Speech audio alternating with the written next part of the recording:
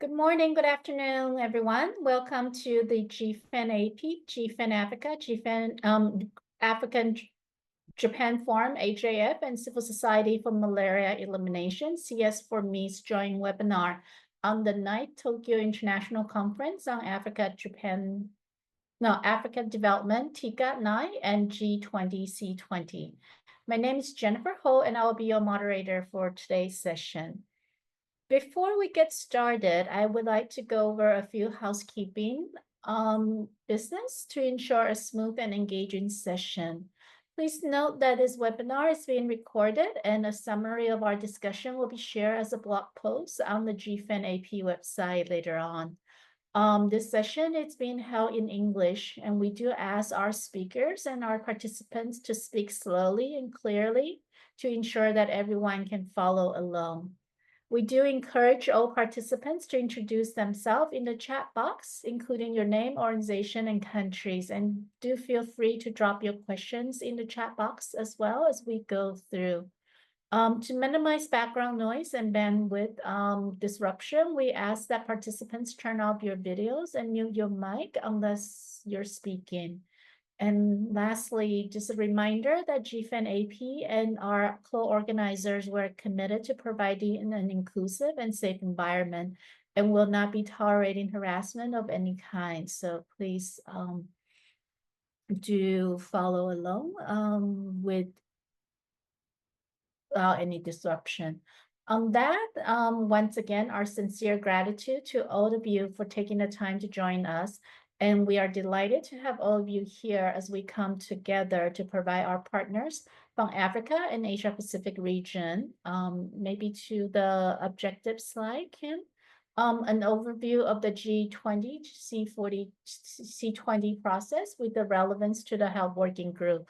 An overview of the TICAD process and plans up to date, and to jointly strategize around actions needed collectively for our two regions leading up to the Global Fund replenishment on C20 and TICAD 9, and to provide key themes for a joint regional statement on health for TICAD 9. With that, I would like to hand over to Fitsum Laklun, who is the WACI Health's liaison manager to the African Union Commission and who coordinates the African Civil Society Platform for Health. WACI Health is also the host of GFAN Africa. Fitsum, may I invite you to give a few words of welcome to our participants? Thank you very much, Jennifer. And thank you for those who have joined the call. Can you hear me?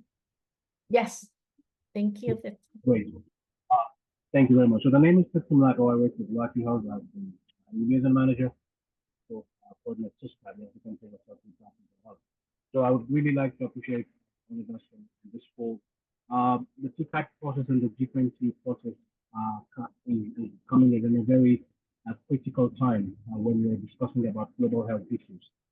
Given the crisis which some health systems are facing due to the freezing of funding from the U.S. government and also other political decisions which also led to kind of a minimal approach to global solidarity when it comes to ODA and other support.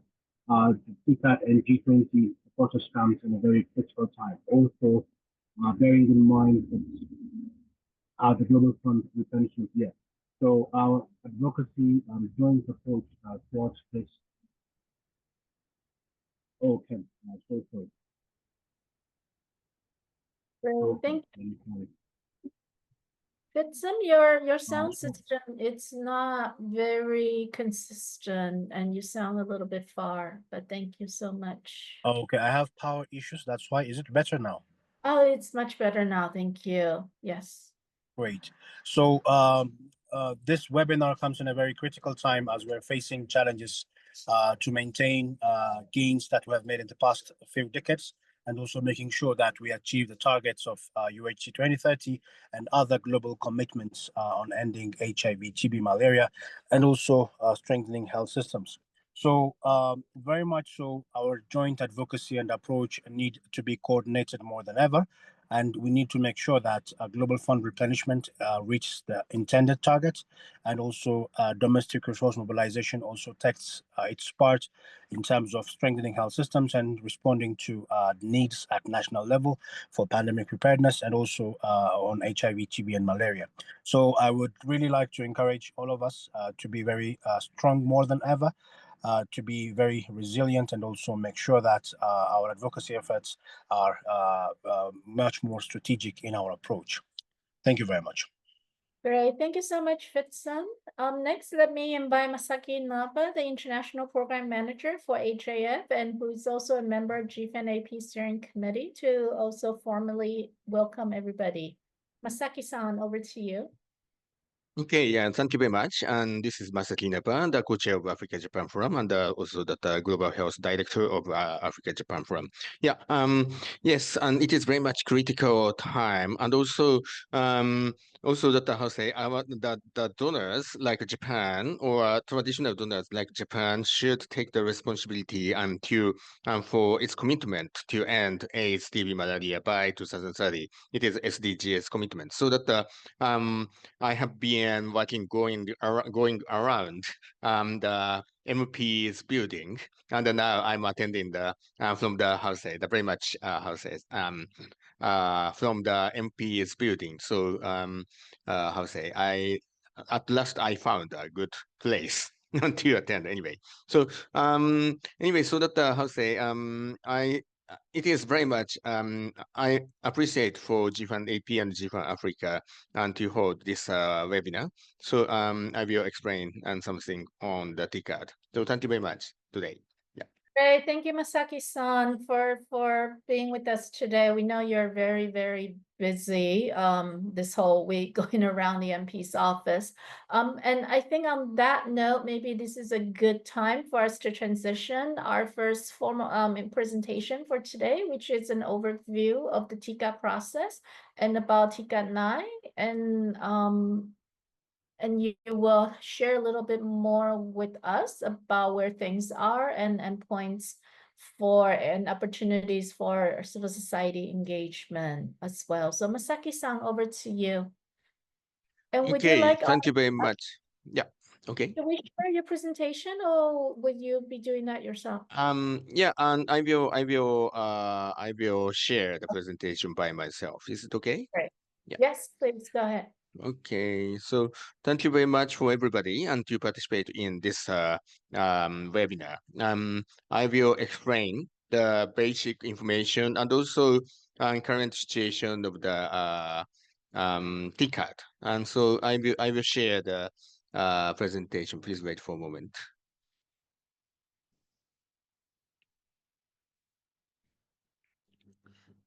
Can you see the shared presentation? No problem. Okay.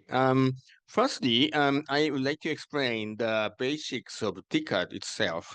TICAD is a so-called multilateral conference on African development, initiated by Japanese government. I show the kind of map of co-organizers of TICAD. And so that the TICAD is co-organized by the government of Japan, African Union Commission, AUC, World Bank, UNDP, and UNOSA. These 5 organizations are the co-organizers. And the participants are firstly the African governments and also regional economic communities. They are the first invitees of the conference. And also, it is very important that many UN organizations and international organizations are invited to TICAD. And also, stakeholders like private sector and also civil society and also other stakeholders, and they are invited. So it is very much somewhat open, and also the open conference, and it has the long history of 30 years. First TICAD was held in 1993. And also, in the first 20 years, African Union Commission was also just a participant. But from 2011, the African Union Commission joined the co-organizers, so that Africa and Japan is somewhat co-partners. And after that, since 2016, the TICAD has been held every 3 years.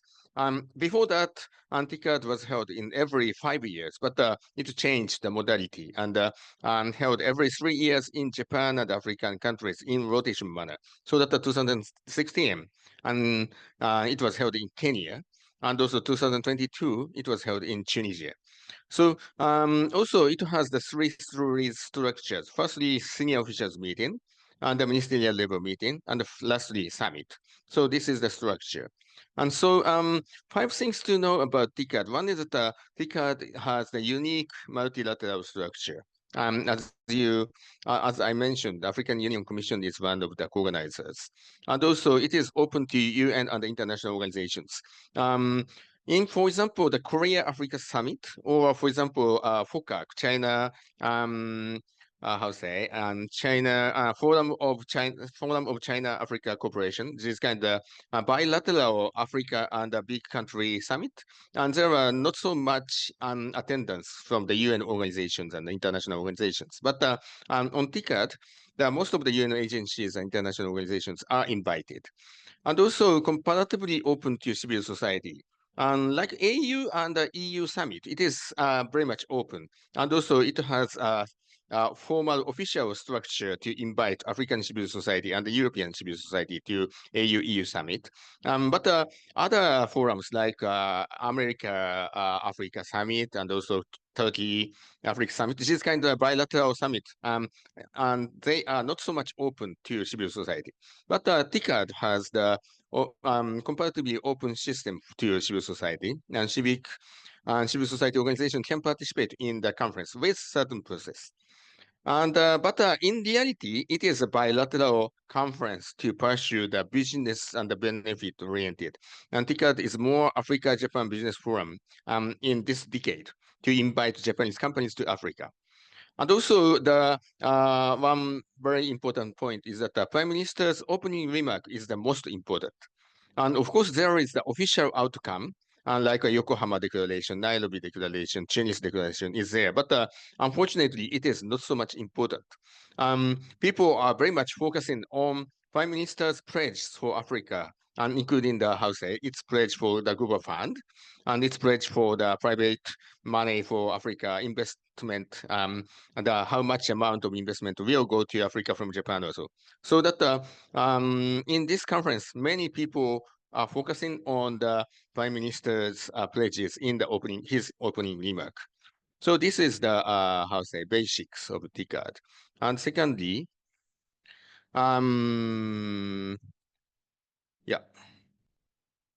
Secondly, about TICAD 9.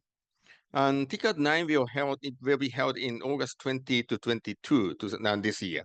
And the senior officials meeting and ministerial level meeting will be in August 18 and 19, prior to the main TICAD. And the venue is Pacifico Yokohama. It is 30 kilometers south of Tokyo. And the official outcomes is Yokohama Declaration and Action Plan. And also people are focused more on the pledges of the Prime Minister. And the TICAD slogan is co-creating innovative solutions with Africa. Maybe it will be modified to co-creating innovation solution by Africa and Japan or something. And its focus is that firstly, the promotion of innovation, including digitalization, engagement of women and youth, and the public and private partnership, and also inclusive and responsible global governance.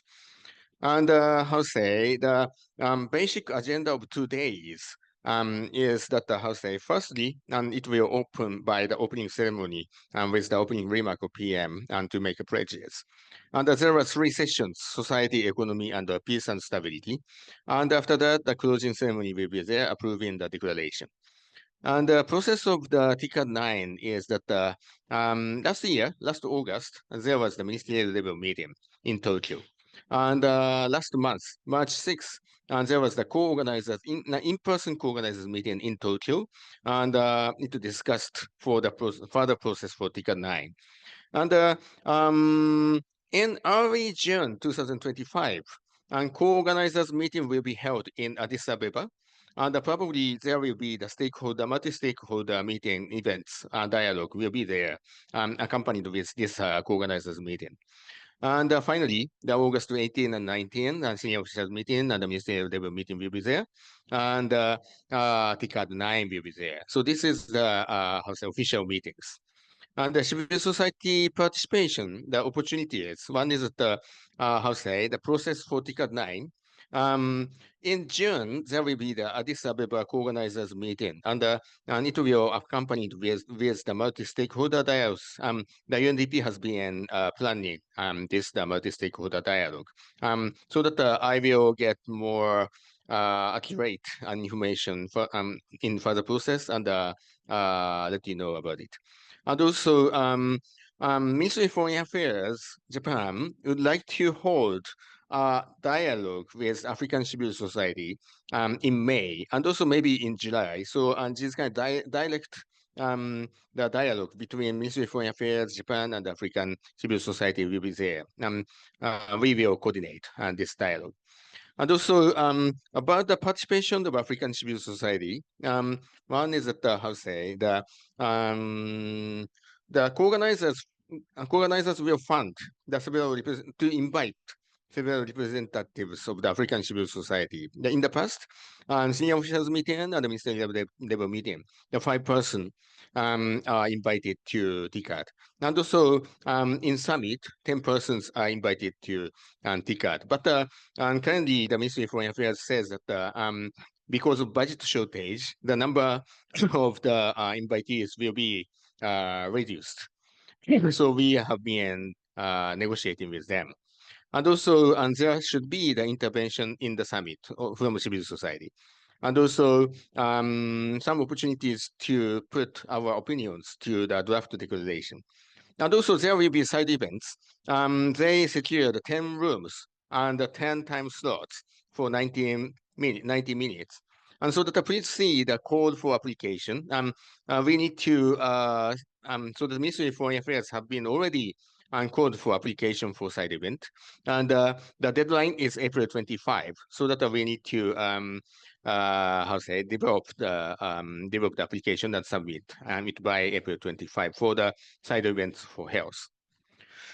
Finally, the opportunities and the challenges. One is that we need to say that the TICAD is not the conference for health, but it has been used as a key momentum of health advocacy in both aspects of policy and finance.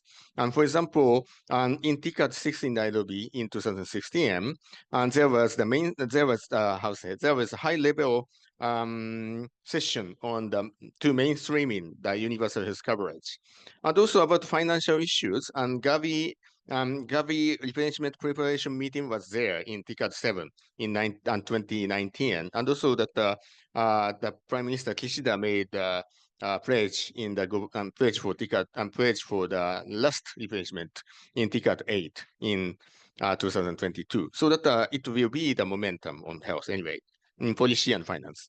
And also about the civil society advocacy for TICAD, Japan side, there is a coalition. There is a coalition named Japan TICAD NGO Liaison Group, and we have been working to coordinate and also always communicating with the Ministry for Affairs Africa Department to coordinate the civil society participation. And also in Africa side, and there is the Civic Commission for Africa, CCFA. It is kind of firstly the regional representativeness was there, but currently it is the coordination group for TICAD advocacy. And so we have been working together from Japan side and also African side for the co-organizers to widening civic spaces and also policy advocacy for thematic issues, and also in the strengthening collaboration with key stakeholders. And toward TICAD 9, originally the priority of health is not so much high, not so higher in the for the TICAD 9. Yeah, originally the how to say that their focus on society issues that focusing on mainstreaming youth and women, and also on health. More business oriented health approach have been prioritized in the original plan. But currently, the USAID closure and also aid termination of the US, it shocked Japanese government and also the MPs. So that they recognize the possible catastrophic situation of health in Africa. And so that how say they have been discussing internally on how to prioritize health in TICAD. So we need to strengthen more efforts for the advocacy for Japan. One is that one is a sense of emergency, and also that we need to prevent health catastrophe. And also showing strong will and for DRM and Finnish dependency and develop equal partnership. So that we have the opportunity, and so that we need to work together for the advocacy. So thank you very much. Great. Thank you so much, Masaki-san, for that really comprehensive and I think also very strategic input on where the opportunities and challenges are. May I invite questions from the audience at this point about the TICAD process and also some of these opportunities and recommendations from Masaki about engagement from civil society and community partners.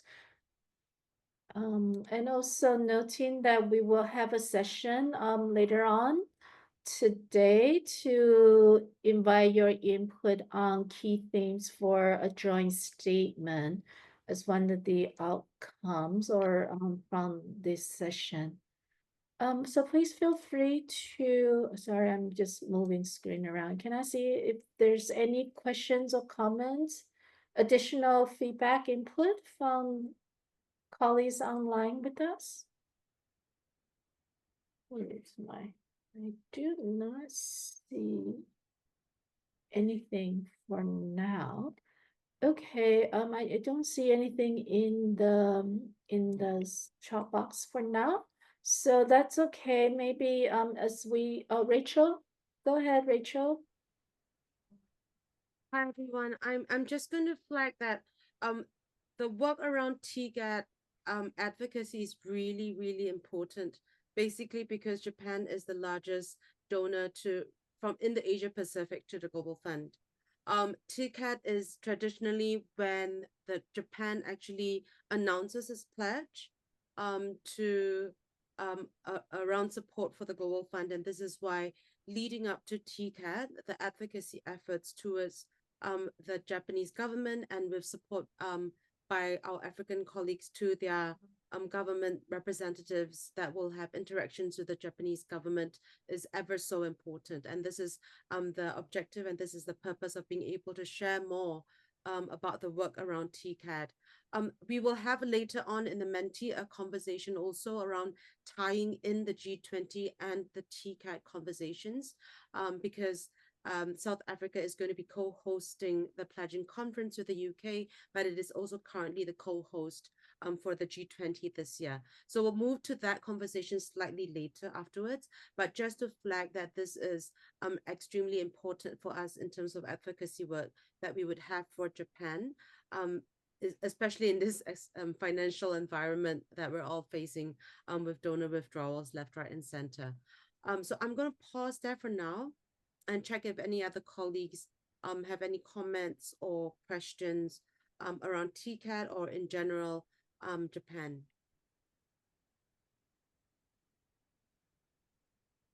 One is the how say I need to leave this webinar a little earlier and by Tokyo time 5:50, so that it will be very good if you have any questions, comments or so in this timing. Yeah, sorry, I have to meet some MPs from 6 p.m. so that No I need to leave here. Yeah. Thank you so much for taking time. I know things are extremely busy for you this week, so we really, really appreciate that. So Jan, maybe we can just go ahead and then and see whether there are questions or comments that Masaki might have also for the next presenter. Over to you, Jan. Sure. No, and just before Masaki's going back to haunt the hallway of the MPs, maybe this is a good opportunity for us to grab a group photo first, Rachel, before he has to drop Okay. off. I see. Yes, I I forgot our favorite part about a group photo. Can I just kindly ask for everyone? I'm going to start removing the spotlights first. And then can I ask everyone that that's able to do so to switch on their videos? Let me switch off the captions because I have no. Okay, and please switch on your videos. If you're able to do that, I'm going to switch this to gallery view. And then figure out where is my screenshot app. Okay, 1, 2, 3, smile. Let's do that again. 1, 2, 3, smile, everyone. Thank you. Over to you, Jen. Great, thank you so much, Rachel, and thanks everyone for that brief interruption. So let me then move on to our agenda for today.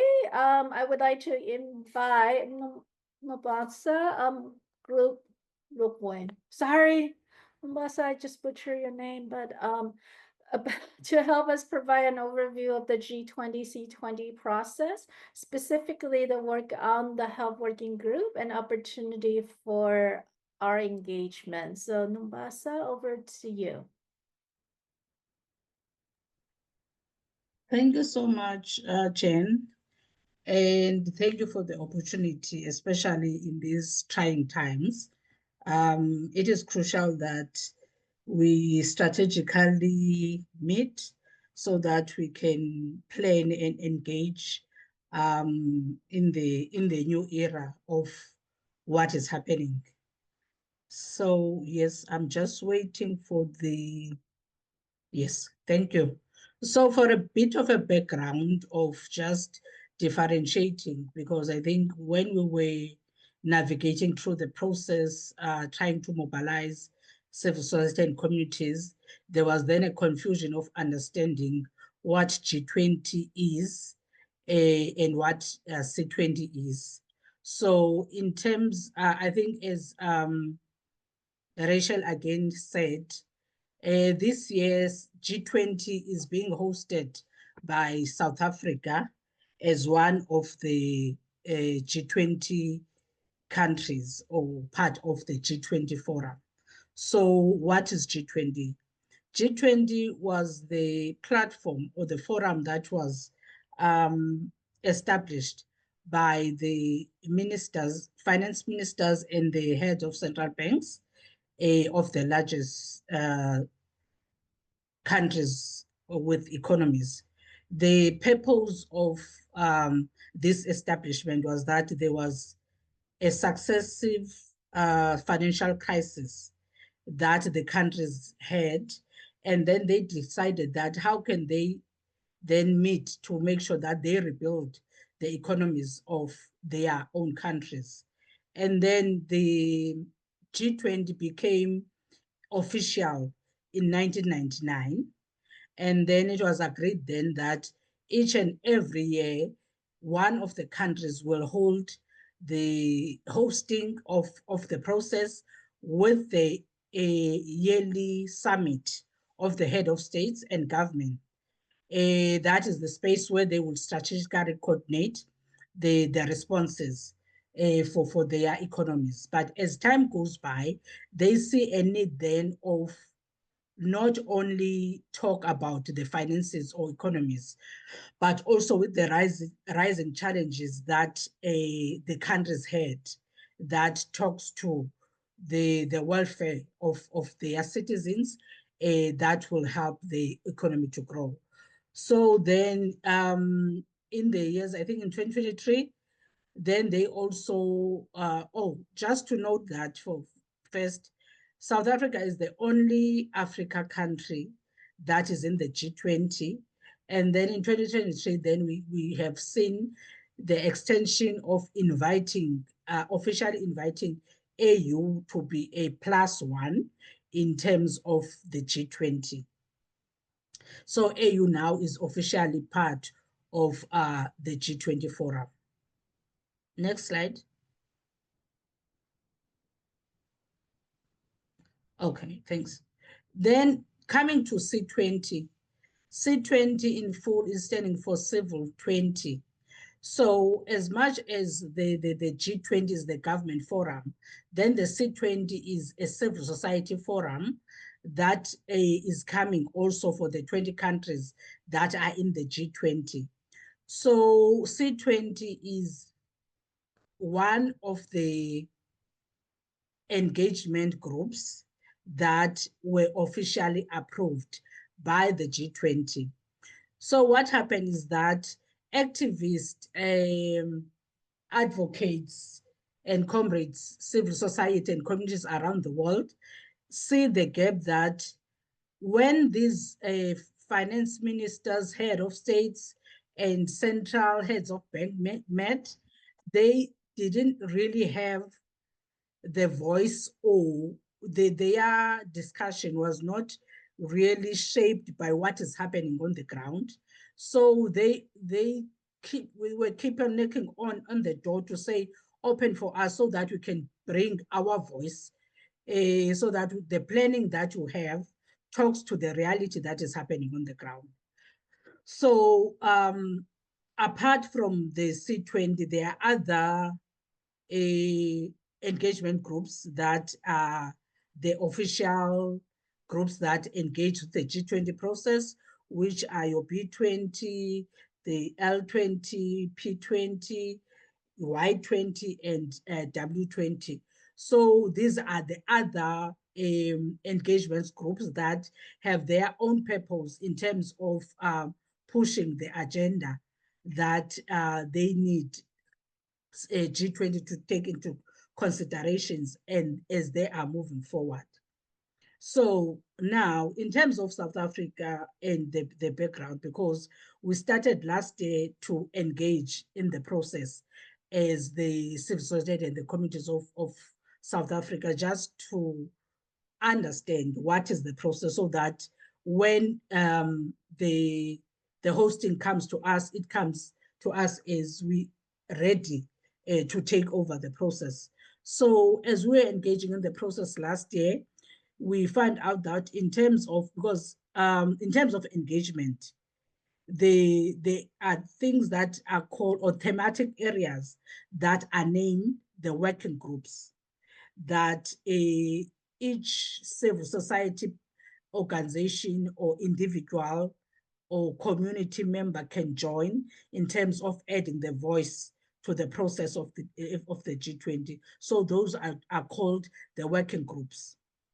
So in terms of the working groups, in Brazil, they had 10 working groups. And then in South Africa, the working groups or the thematic areas that we are focusing on in terms of engaging the G20, we have the 14 working groups. Sorry, and then in terms of the G20, which is the government side, they have 15 thematic areas. So what we did was, in terms of developing our own, was to see what Brazil C20 was working on, and then also see what is being proposed by the G20 2025, and then we align those to form our own working groups as now a C20 2025, which is South Africa hosting. Next, please.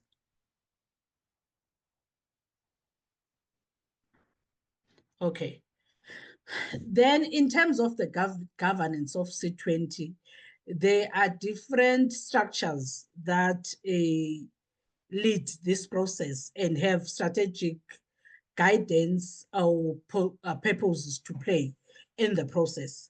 So the first one that I would just talk about is what we call the C20 Troika. The C20 Troika is a structure that is formed by the previous host of C20, the current host, and the host that will be hosting after the one that is current. So in this case, when we're talking about the Troika, it will be the C20 members from Brazil, and then the current ones, which is South Africa. And then because after South Africa, the hosting is going to United States. So US will be the third country of the Troika. So those will have some dialogues and coordination in between the process, so that Brazil will come with their experience. South Africa will then say, these are the challenges and the things we're learning as we're going along. In a way, then they are bringing the experience and lesson learned to US, so that when they're planning for the takeover, they would then take this into consideration. And then in terms of the Apex leadership, there is a C20 chair and a co-chair. Those are responsible for facilitating the C20 process. And most of the time, they are the ones that sits when the C20 is being invited to the G20 official meetings. So they will be our mouthpiece and also our eyes and ears in the process. And then we have the C20 Sherpa. The C20 Sherpa is the one that most of the time hold this process for civil society and communities together, making sure that the meetings are happening, making sure that there's mobilization for different stakeholders to join the process and engage in the C20. And because the document that comes out of this process for the C20 is called the policy brief, which when it's then the policy brief that will be coming for the 14 working groups in terms of South Africa, then it will be called the policy pack. So the Sherpa is responsible to making sure that those meetings that of the working groups are happening, they are meeting, they are inputting to the policy brief, and then the submission is being done on time. And then coming to the C20 Secretariat, those then will be the organization that will be working with the Sherpa, and specifically, or most of the time, it will be the organization that will be hosting also the Sherpa, the C20 Sherpa, in terms of doing administrative and logistical and also financial coordination in terms of this process. And then we have what we call the IAC, which is the International Advisory Committee. So that one is the committee that is with the C20 members from the previous countries that have hosted the C20, coming with their expertise, but their main role is to give strategic decision and guidance for the C20 like current host, to know what to do, and if there are challenges, to give guidance of what can be done to remedy the process. And lastly, there's what we call the C20 Steering Committee. So this one also is being nominated by the chair and the Sherpa in terms of also helping with the coordination of the working group, and also making sure that the regular meetings are happening, and coordinating the agenda for the C20 meeting, and then also alongside the International Advisory Group, Advisory Committee, they do advise the Apex leadership, but also liaise with the International Advisory Committee. Next slide, please. So coming to then the working groups that we have in South Africa, as I said, after we looked then at what Brazil had and what the government of G20 now currently have as being hosted by South Africa, we then develop our own, aligning on those two experiences. So we have 14 working groups that South Africa is hosting now. And as you see, it's coming, like it's starting from women and gender equity up until the tourism. And in this case, as Wake Health, we are one of the working group facilitators or chair for the Equitable Health for All working group, which focuses on health. So in these ones, if you see, it's different people with different expertise that we are trying to mobilize, and so that they can bring their expertise to the policy brief that we will be submitting by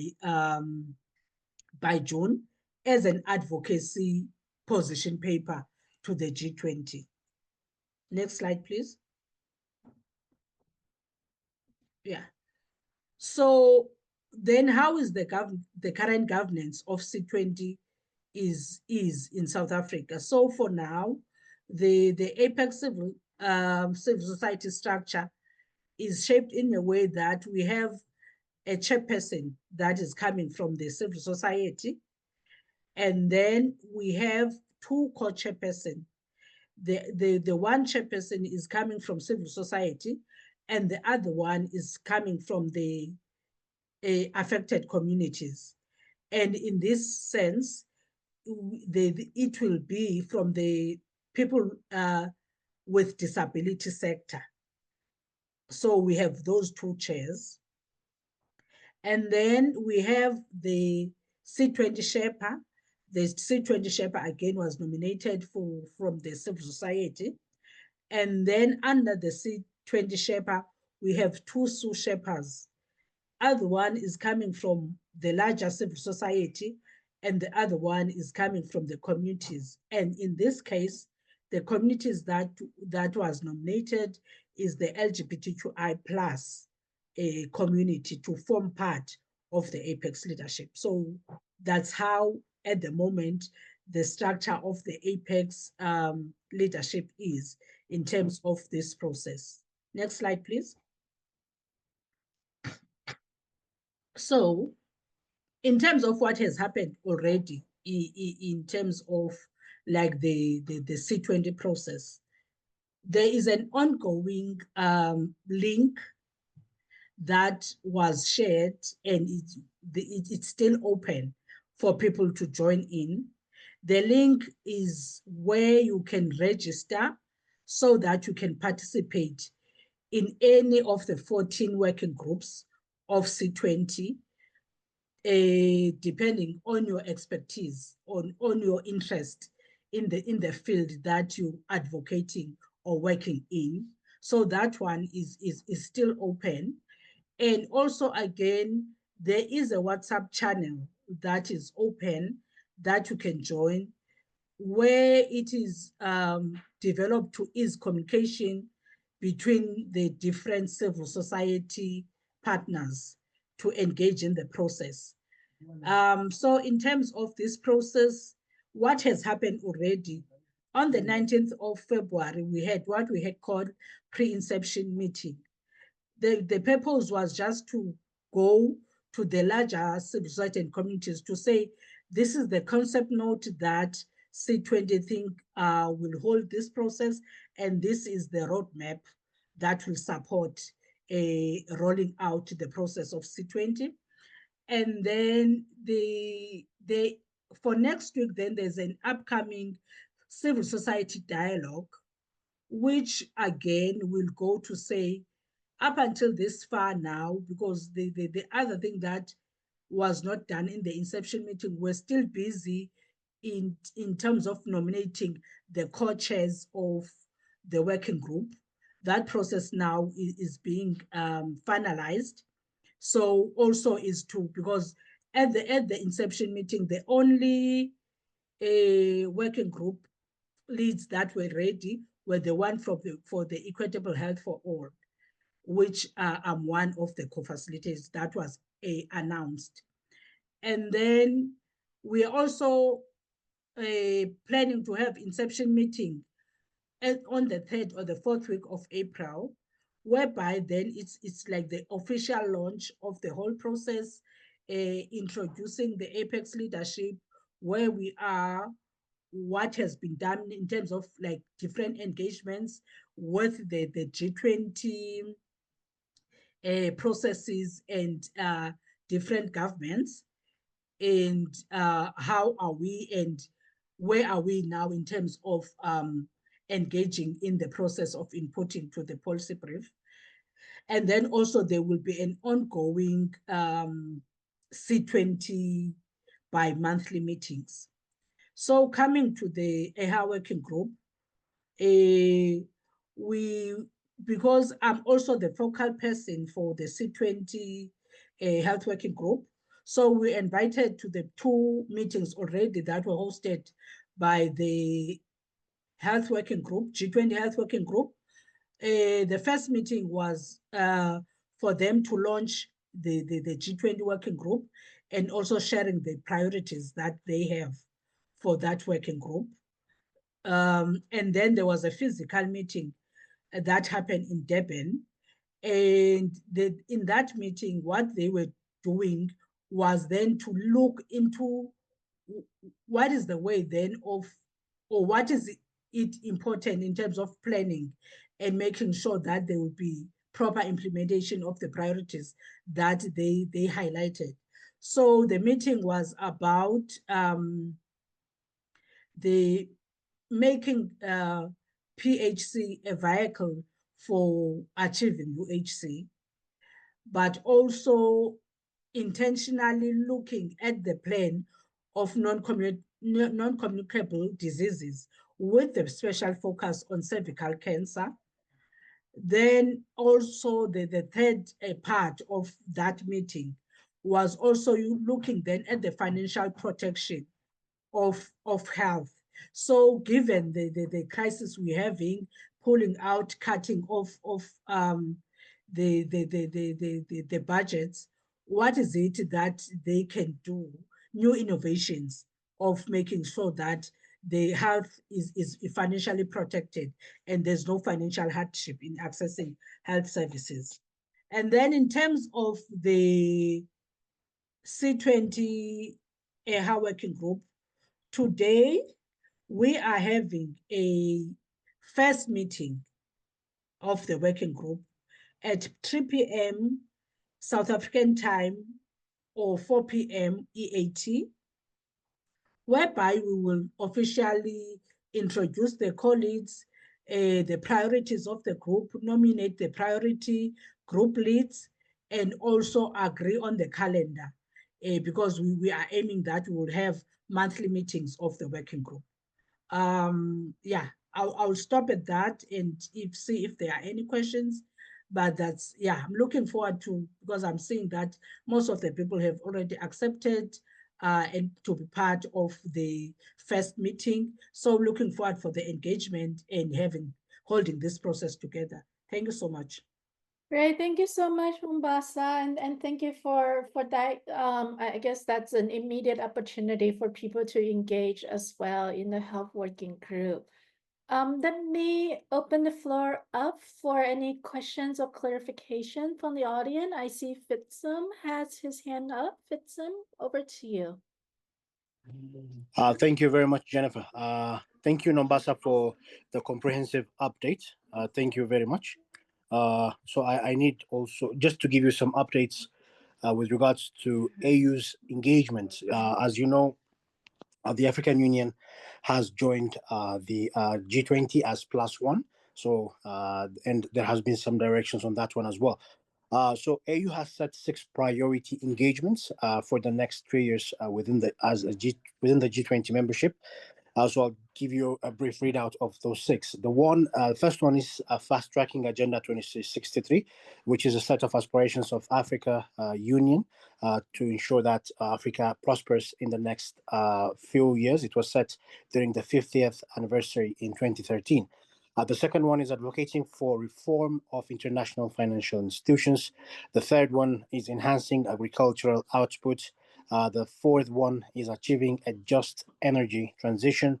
The fifth is promoting trade and investment for the African Continental Free Trade Area rollout. And the sixth And very important, I believe, for us is improving Africa's credit rating to boost investment in vaccine manufacturing and pandemic response.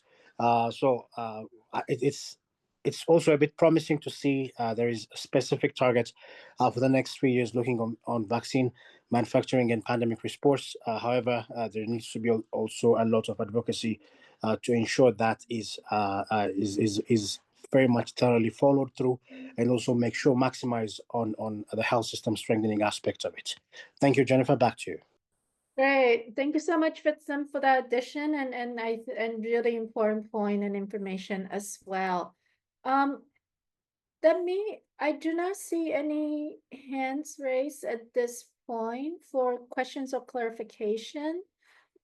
If that's the case, I actually would like to invite our colleague Aman from the Indian Working Group to share a little bit also along the G20, C20 discussion about their engagement, previous engagement with the G20, C20 process and some of the lessons that we could carry forward from their experience. So Aman, over to you. That's okay. Thank you so much, Jennifer. Do I have to share my screen for the PPT or it's you? Okay. We will share it for you. Thank you. Okay. Thank you so much, Jennifer. So hello, everyone. My name is Aman Shukla and I am based in India and I'm the part of India Working Group for Health Advocacy. So next slide. So basically, before I start with the activity, how we engaged, what was our experience in engaging with the C20, I want to introduce you with the India Working Group. So India Working Group's core goal is to strengthening civil society movement for sustainable health financing. It was established in December 2018 with the generous support from GFAN AP. India Working Group for Health Advocacy has an equal representation from people with and affected by HIV, TB, and malaria, and other key and vulnerable population. So basically, we advocate for increased domestic health funding at the country level, and do the advocacy, and we advocate with the government to kind of invest more into the global fund replenishment. And this we have been doing since last 3 replenishment. You can see in some of the pictures that are there in this slide, where some of our core group member who started this IWG group are seen with Peters and some of the community members in the picture who were engaged into the replenishment. Next slide. How we started to engage with the C20 and G20 was so India Working Group had the opportunity to share the India Investment Case document. This is a document where it shows what is the gap and issues and challenges from the government and from the community level into that document in perspective of HIV, TB, and malaria in the area of funding. So we had the opportunity to share this document with Indian First Secretary to Indonesia, Mr. Ashok Kumar, which was handed over by core group member Sonal Mehta in Indonesia, Bali. And the second picture, if you can see, it is a picture of Indian delegates attending final C20 meeting in Bali for the official handover to India, from where we took over the C20 and G20 to host in India in 2023. The unfortunate part was that instead of C20 representatives, the baton was handed over to consultant to the government of India. Next slide. After taking the baton and the information that we received that India is hosting G20 in the year 2023, how we engaged with the process was first we kind of partnered and contacted with the C20 Sherpa. So Sherpa, the meaning of Sherpa is very much articulated, described in Mombasa's PPT. So I'm not going to go into the detail about the governance of the C20 and G20. So initially we partnered and started having the conversation with the nodal agency WANI for C20 engagement. But then later on it was changed and replaced to Ma Amritanandayami Mutt, a nodal agency, to host and facilitate the discussion and conversation about the C20. Later on, when moving forward, we also drafted an brief paper where we had uh, given them a background about the India investment case and the issues and challenges that the funding mechanism is happening in India in terms of health. And there was four challenges that we had articulately described in points, and four asked from by IWG. And that thing was around increasing investment into the health advocacy, and also to look into the budget that we are investing every year in the health. Next slide. Uh, so after briefing and partnering with the G20 Sherpa, we distributed ourselves, the IWG group members, into four different groups, where there was many C20 groups, but these were the four groups that we thought is very much important and aligns with our work. So we kind of got into this group, and we started contributing to these groups like diversity, inclusion, mutual respect, holistic health, sustainable and resilient communities, and gender equality and disabilities. These were the four groups that where we were very much involved and contributing into the drafting of the policy and the statement, which was supposed to be shared into the G20 main meeting. Thereafter, next slide. Thereafter, there was some of the activities we thought that we should connect with the communities and to understand what are the issues and challenges when it comes to, investing into the community, and taking that voice to that high level meeting was very much important for us. So we hosted some of the activities like on the International Women's Day. That time it was a International Women's Day, and we celebrated our entire week where we built the capacity of women who were vulnerable and were into slums. So to understand the challenges for women in TB response and highlight those challenges and issues at the G20 meeting, which was very much important because G20 and C20 kind of meeting is a very high level meeting where people do not engage with the community, and we see there is a lack of community engagement and information to be translated from grassroots level to the high level meetings. Then there was a second activity that we did, second slide, which was about understanding the challenges and the lessons learned from the HIV care for women. And the women were focused, diverse women were focused into this, where we discussed different kind of issues and challenges when it comes to out-of-pocket expenses, when it comes to treatment, when it comes to prevention. So this area was also very much important for us to kind of reflect these things into our brief poster, and to advocate with the moderators that were there in the working group. Thereafter, we thought that it's not only India working group, five people who can contribute into this, but we thought next slide. We thought that it is very much important for us to engage more young people, young leaders, to kind of engage into the civil society a task force, and also to engage into the G20 advocacy. So IWG hosted an 2-day workshop where we a kind of and build their capacity on domestic health financing, how to advocate with the high level leaders and advocates that are there in C20 and G20, and also build their capacity on the processes of G20 and C20.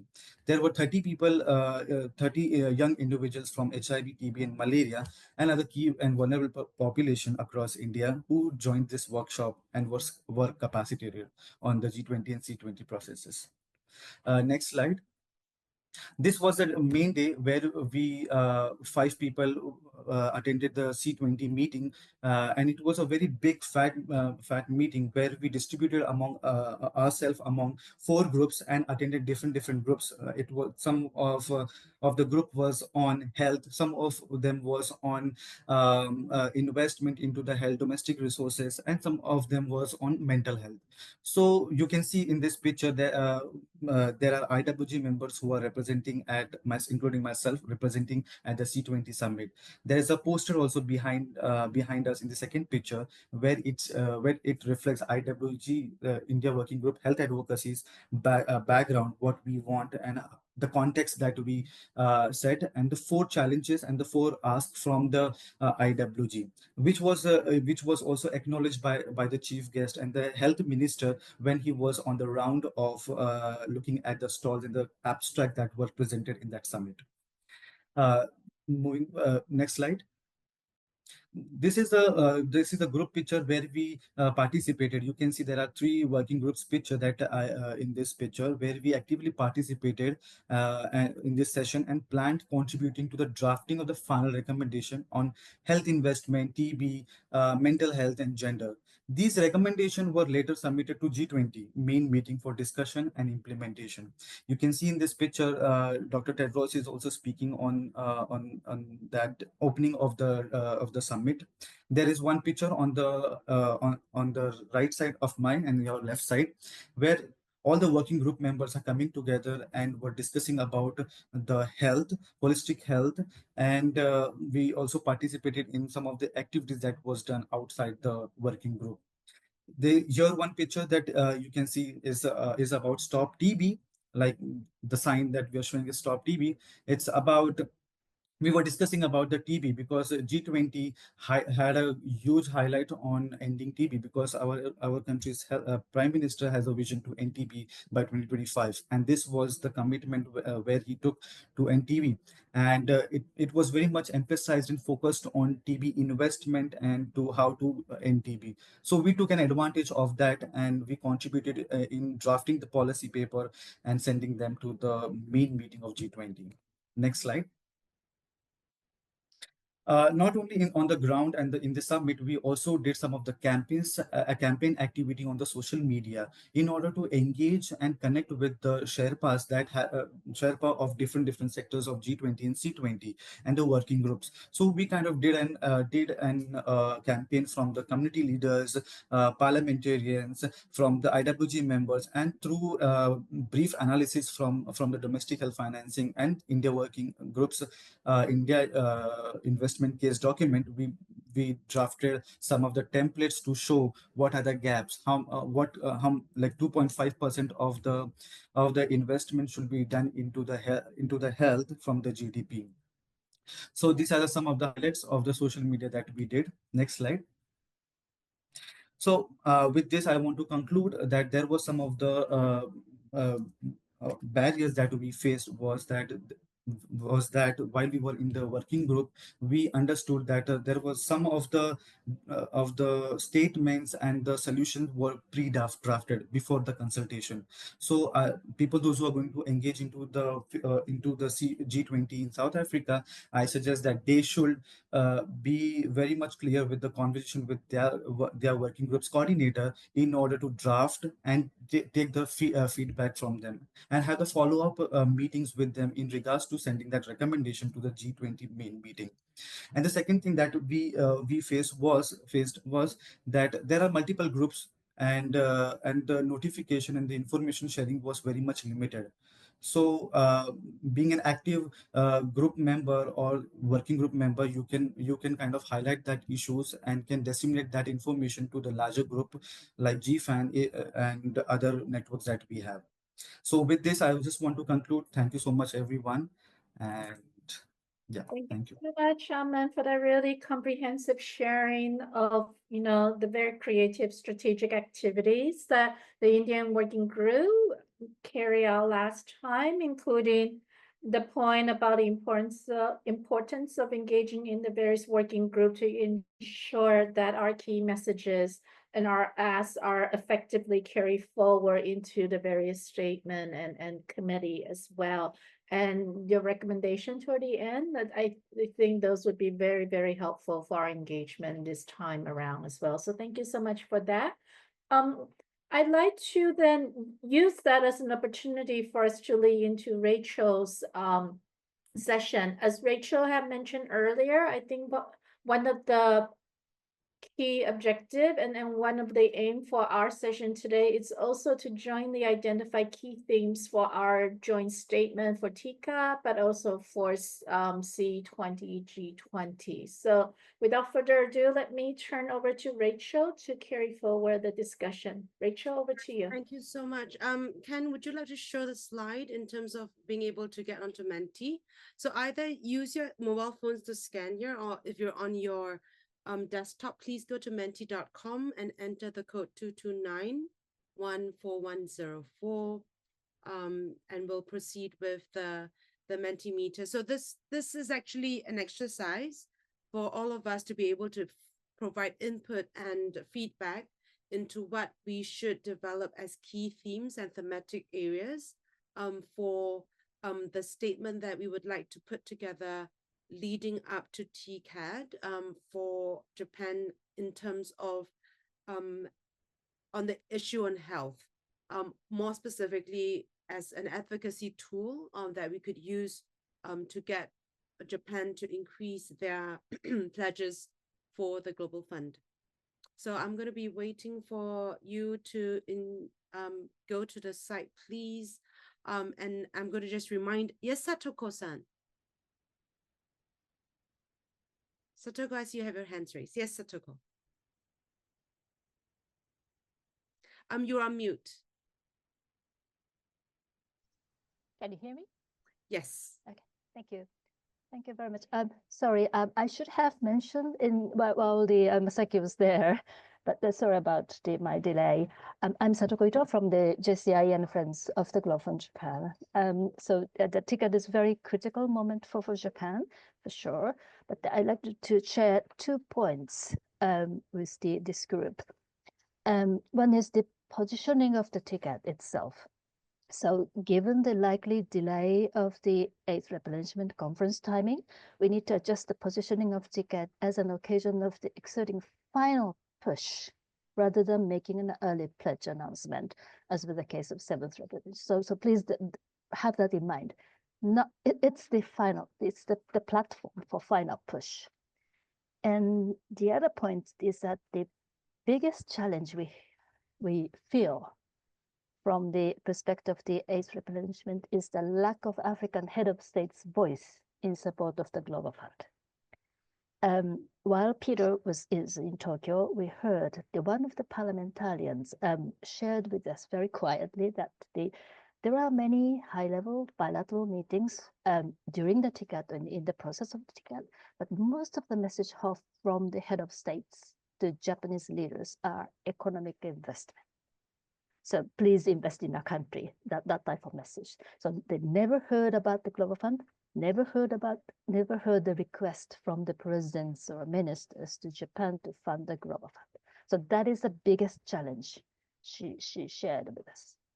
So now we are exploring the effective ways to get the voice of African head of states heard by the Japanese policy makers during the process to the TICAD or during the TICAD itself. So I'm very much looking forward to the working with this GFAN group. And then I'm sorry, I will not join the annual meeting in Canada, but my colleague in New York will join. So please, looking forward to the discussion. Thank you so much, Satoko-san. I think this is very, very important information for us. So we'll be working very closely with our GFAN African colleagues to make sure that as part of the process in developing this paper, that we will actually mobilize our colleagues to be able to more effectively bring that message to the heads of states and their officers to make sure that they also speak about the Global Fund more effectively. So thank you for sharing that. That's a really, really important point to make. So without further ado, I'm going back to this main slide and I'm going to share the screen so that people can see what the Mentimeter is about. So if you please go to the menti.com and using the code 229-14104. And I'm just going to remind everybody that TICAD has 3 main pillars: society, peace and stability, and economy. And the main theme that may change, as Masaki-san has mentioned, is co-create innovative solutions with Africa. So just bear this in mind as we're going through the next few slides. It's not going to be a long exercise, so please bear with us. So this is, so can you give me 3 principles that you would feel are very important to be echoed in this statement? So 3 principles that you feel that we need to ensure that we encapsulate either as a chapeau, as an overarching umbrella, or what other issues or principles would you like to see? Examples would be already on the screen: inclusivity, equity. I see TB as an issue and a topic that we need to talk about. I'm going to stop there for a bit and then let people fill in their ideas and thoughts.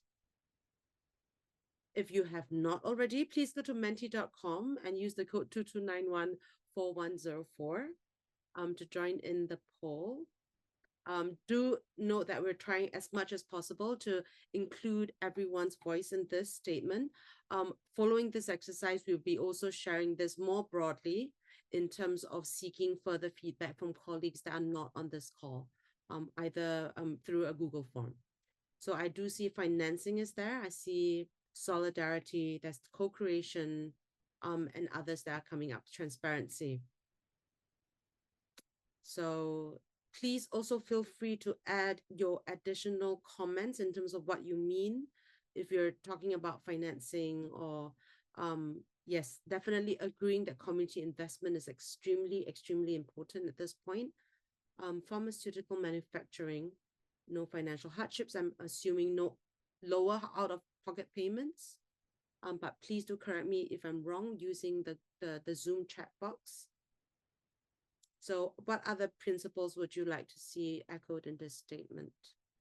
So some of these, I see themes. I see some that are more clearly principles.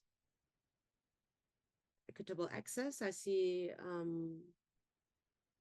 community involvement, affordability. Okay, so I'm just going to leave it there while you're filling it in. This is, it starts to shift. I'll leave this up here for another minute while you're filling that in.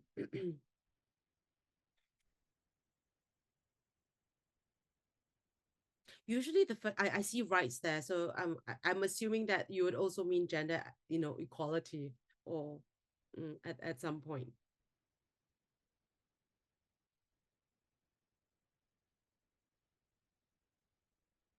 Okay, I do see that 11 people have filled this in, so we'll leave this here for a bit, and then if you have additional comments to make in terms of what you filled in here, can you please use the Zoom chat to share your additional thoughts? I'm going to move to the next slide. So this will be a short question response. The question would be, how would contributing towards the Global Fund contribute towards the main pillars of TICAD's conversations of society, peace and stability, and economy? I would actually want to echo what, elaborate a little bit more about what I think Satoko-san had said.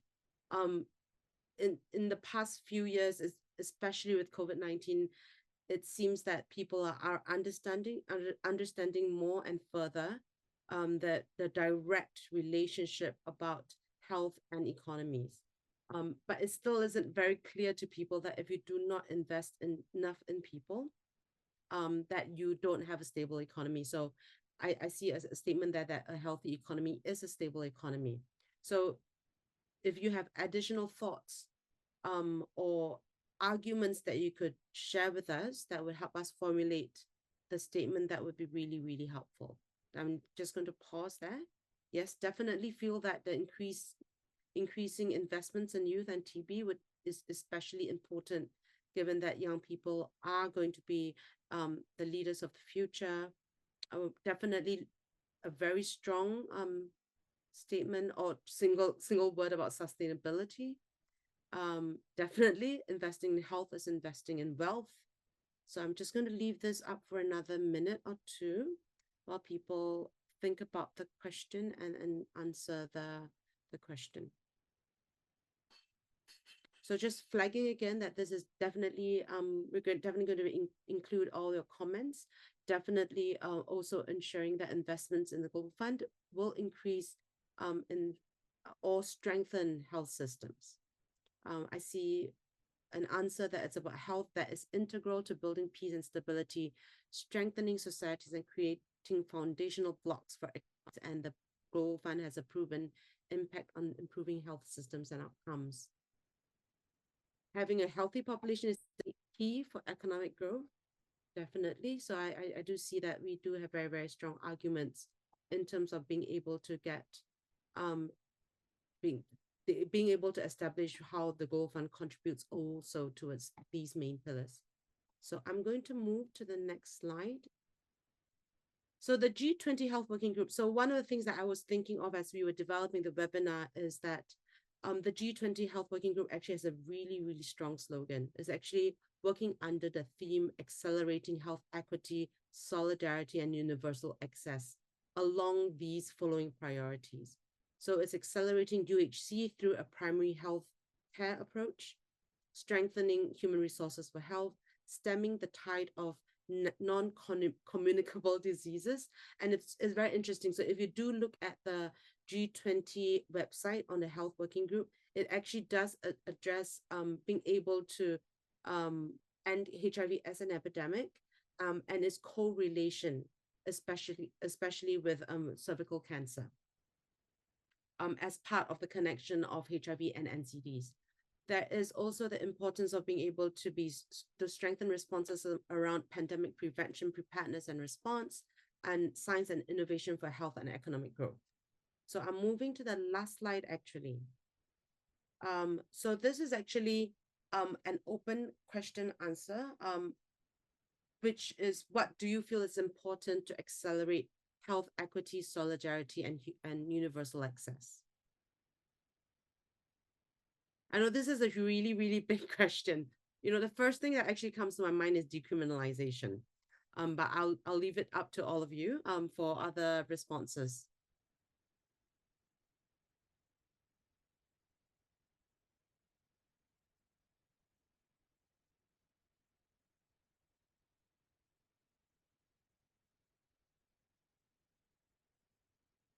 I think I've cracked everyone's brain. No one's responding at this point.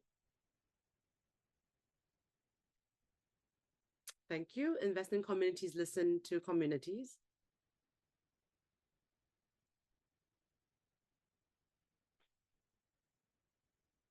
Other areas I do feel that is important would be actually ensuring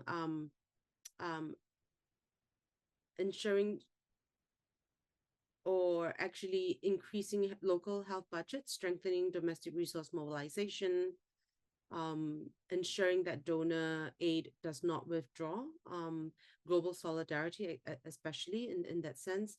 And it's not about global health security, it's about global health solidarity.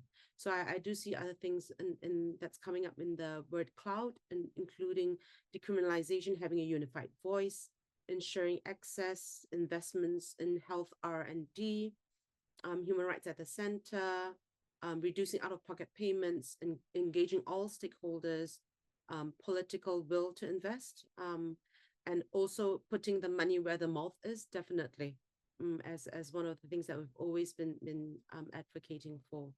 So I do see regional manufacturing as another important issue that would be able to help us achieve this thematic issue. So one of the things that I'm trying to do is to actually tie in the G20 themes along with what the TICAD conversations are, especially given that the G20 is being hosted by South Africa this year.